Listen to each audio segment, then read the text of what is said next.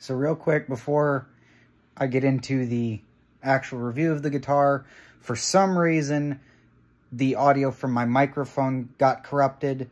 So the audio that you're going to hear in the video is coming from my phone. So I'm sorry about that, but I don't feel like recording another 20-minute video just to make sure that the audio is perfect. So yeah, I hope you enjoy the video. Greetings from the Abyss. Today I will be talking about and reviewing the Jackson King V JS32. This retails for about $430 in the white with black bevel variety and the black with white bevel variety.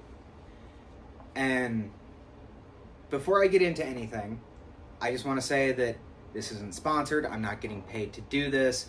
I just saw some mixed opinions on the wonderful world of the interwebs, and I figured I'd talk about it and give my opinion and what I feel is a reasonably in-depth review of the guitar itself. The pros, the cons, what I like, what I don't like, and also just the general opinion of myself, somebody who has been playing guitar for about 15 years at this point.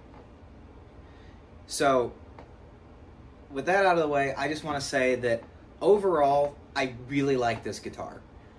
It is very fun to play, and it is absolutely gorgeous. I really do love this guitar. I love the way that it looks. I really like the way that it plays. And this is also my first V, so the most experience I have with Vs is just sitting in Guitar Center and fucking with them and just playing them. And it's nice to finally have one, you know? And I think this is, if you're looking to get a V, I do recommend this one. However, I don't know if I would recommend it new, and I'll get into that. So I'm going to go over just general hardware, general information, and then my opinion about the guitar, and I will also give you some sound demos, some cleans, some more distorted stuff, and then just my preferred sound through my rig. So, it is a poplar body with a maple neck. It has 24 jumbo frets, and it feels pretty good to play. It's also very light. I don't know the exact weight of it. However, it's not super well balanced, I wouldn't say. I read rather, some people, you know, not particularly liking the way that it's balanced because it's heavier down this end, and when you wear it with a strap, it kind of sits horizontal instead of up like it should, but apparently you can fix that. The strap buttons are down here underneath the guitar, and then right there.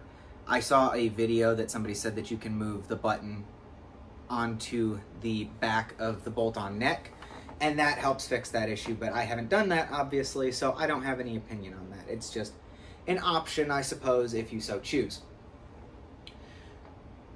So, like I said, this guitar retails for about $430 brand new.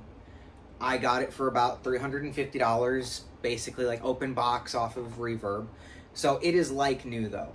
As far as I'm aware, all of the hardware is stock. Well, all the hardware is stock, and I think this may even have factory strings on it.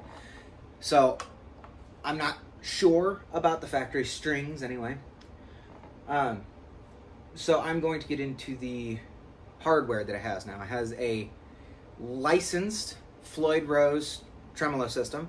It has a locking nut, which is actually nice for a guitar of this price point. I've seen guitars at Guitar Center and places similar where there are Vs or just guitars that have a trem system priced at about the same range, and they don't have a locking nut, which I think is a bit ridiculous. So one of the main points of contention that I've read and heard just from my scouring of reviews on the internet is that the trem system on this guitar sucks. And I've only been playing this guitar for about a day, but right now I'm inclined to disagree. Is it perfect? No. Does it suck? Is it just an absolute piece of trash? Not that I am currently aware of. Which, like I said, I haven't performed with it. I've only had this guitar for about 24 hours. And I have about 6 hours of playtime in it so far. And I have noticed no slippage, and it stays in tune. It really does. I was really surprised how well this guitar stays in tune with how much I've been hearing about the trem system being crap. Now, I do plan to replace the Floyd Rose on it eventually.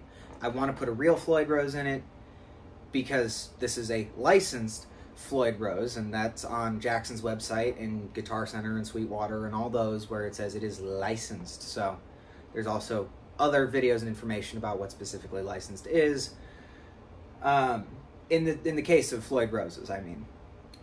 So the trem system, this Floyd Rose in particular, the reason that I say that it's not perfect, my biggest issue with it are the precision tuners on it. The precision tuners kind of feel crunchy and crap. They work, they just don't feel great to use. And that might be because it's sat in a warehouse for 8 months and it just needs a little TLC. I don't know. I need a little bit more experience with it before I can really determine if it's the bridge or whatever. But I also think at the same time it shouldn't feel crunchy and crap after just sitting around for a year, because I have another guitar with an actual Floyd Rose on it. It's a JH600. I believe you can see it in the background. And that has a Floyd Rose on it, and I've had it for about 2 or 3 years now, and it still feels exquisite. It feels just like the day I bought it. But that is a possible review for another time, I suppose. So, I like the pickups on it as well. The pickups are pretty, which isn't relevant, but they look nice, right? I like just a little detail about how they're black and white and they match the guitar. It's cool, it's pretty. But prettiness doesn't matter in the grand scheme of shit, right? But how does it sound? I think it sounds pretty damn good. For less than $500, I am very pleased with how this guitar and how these pickups sound. I also plan on replacing the pickups later with something that's probably a little hotter, but I'm not certain what I'm going to put in it at this point. They are dual humbuckers. There's no coil tapper split or anything like that, and these are passive pickups. They are not active, they are passive, which $500 guitar, I wouldn't particularly expect it to have active pickups in it. So, the neck. The neck feels, for the most part, pretty good. It has a satin finish on it and an amaranth fingerboard, which I believe it's Purple Heart. I saw somebody else mention that it's Purple Heart, but I didn't do any fact checking on that, so don't take my word on that. But it has an amaranth fretboard with 24 frets on it. And it feels generally pretty good to play. It really does. The neck feels nice. The fretboard feels nice. However, the fretboard feels a little dry, and when you really try to put some tremolo onto strings, like bending them, it just feels kind of scratchy. It doesn't feel like a professional guitar. And that's probably because this isn't a professional guitar, right? Like, this isn't a $1,000 guitar.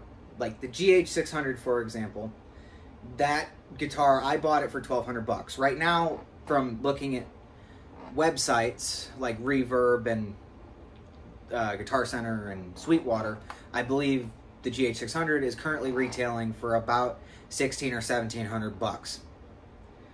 So that's more of a professional and performance level instrument, whereas this, I would trust this to perform with. I don't know how much I would trust the trem system on it yet, but for just normal play, completely disregarding the trem system, it stays in tune really well, and I think I would perform with this.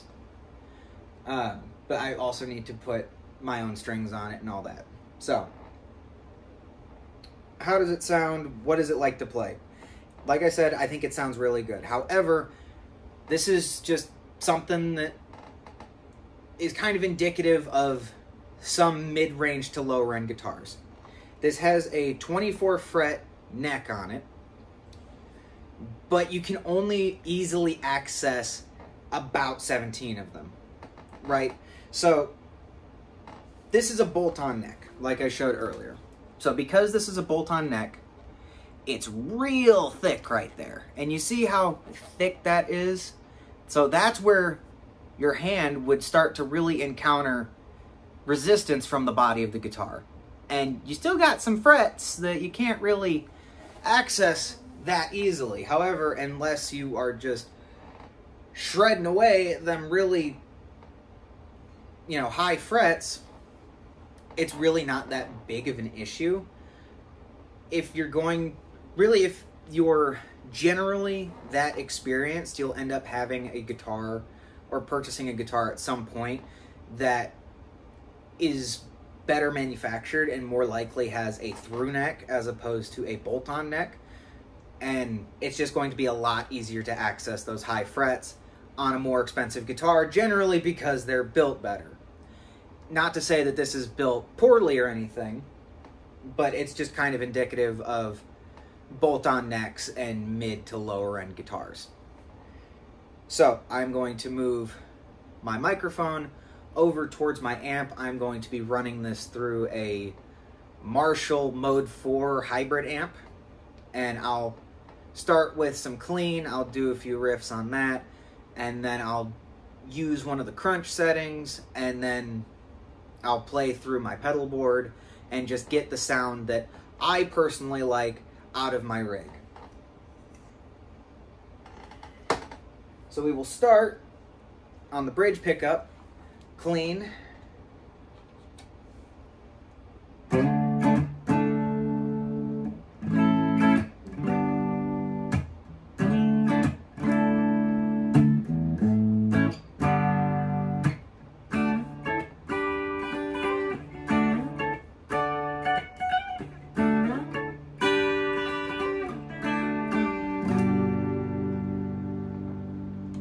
Now both pickups.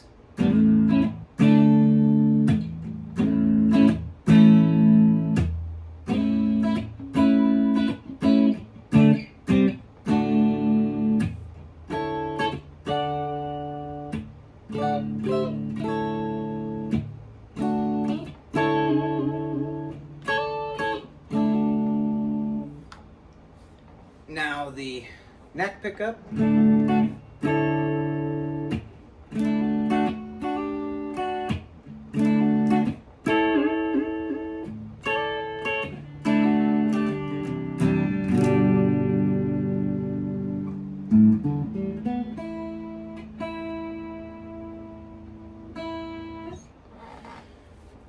Alright, now for the second channel, distortion channel on the Mode 4.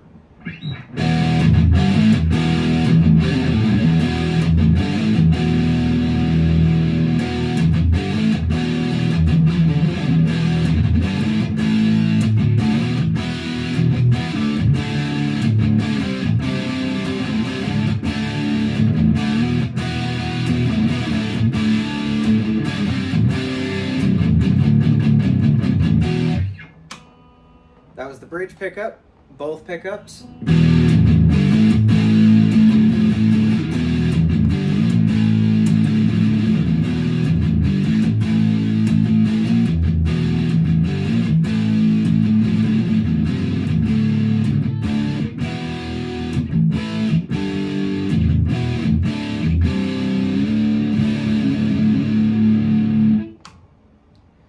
Now the neck pickup.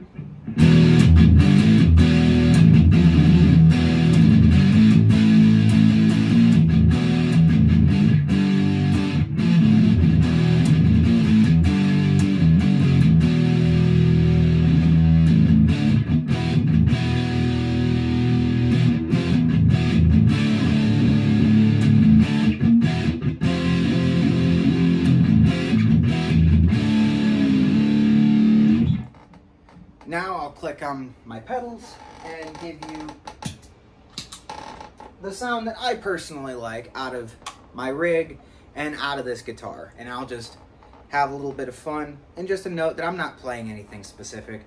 I know I'm being kind of inconsistent with the riffs that I'm playing, but I'm just doing this video to have fun and give my opinion about a guitar. Well, didn't turn the volume on.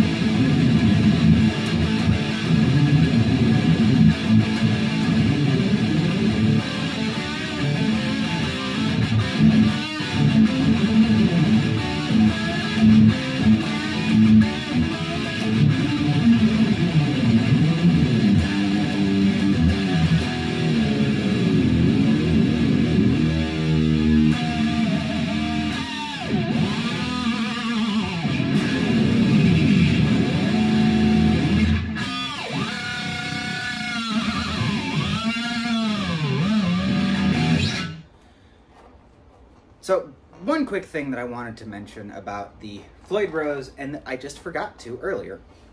It is really easy to bottom it out when you are lifting it up, right? So let me see if I can hit that harmonic again and just kind of show you. That's maxed out. Like, I can't lift it any further than that. So, really, it doesn't even provide the kind of range that a higher end guitar would in the Floyd Rose, but it's fun to play with. It really is. So, would I recommend this guitar to anybody? I think I would. I do. I think I would. I would not recommend paying full price for it, I don't believe. I wouldn't buy a new one necessarily. Probably, well, in part, let me bring this back over here. In part because this paint job cost you like an extra 60 bucks. I compared this guitar across several different websites against the cheaper ones, because this one, the black with white bevels and the white with black bevels, retail for $430. The other two guitars in this series, of this model rather, that they offer are in just black and army drab, which is a green. And I found no difference in the listings between the hardware in any of the guitars. So this guitar would have the exact same hardware, from my understanding, that the cheaper ones have. So why is this one more expensive? Because they took an extra 20 minutes to put black on the edges and put different colored pickups in it? Like, I don't personally understand why it's like 60 bucks more, but if you look around and shop around, you can find one of these, because I paid $350 for this. So I got, you know, after taxes and shipping and all that, I paid $350. This retails for $430. So I got like $100 off on this guitar, and it's basically brand new. So just look around and shop around if you're interested in one. I personally really like this guitar. It is very fun to play. And yeah, I really don't know if I have anything else to say about it. It's fun. I think it sounds pretty good. I hope you enjoyed the video. I hope you enjoyed the review. If you'd like me to review any of my other guitars that I have several. Just let me know, and I'll find the time to do it because I thought this was pretty fun. I don't normally do stuff like this. If you got any guitar recommendations that you want to see me review, let me know what they are. And if I have the money, eventually I'll buy it and review it. But I don't know. So, yeah, thank you for watching, and I hope you have a great day.